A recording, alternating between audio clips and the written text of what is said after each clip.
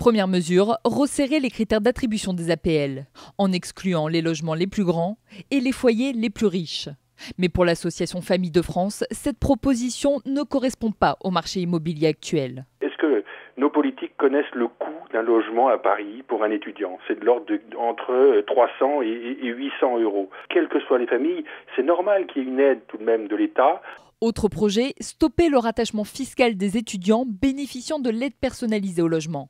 En clair, ils ne pourront plus être sur la déclaration d'impôt de leurs parents. En ligne de mire, limiter ceux cumulant l'APL et une pension versée par leur famille. Ça veut dire tout simplement moins de soutien financier pour pouvoir se loger et pour pouvoir faire leurs études. Et vu la situation de précarité des étudiants, pour beaucoup d'entre eux, ça sera renoncer aux études.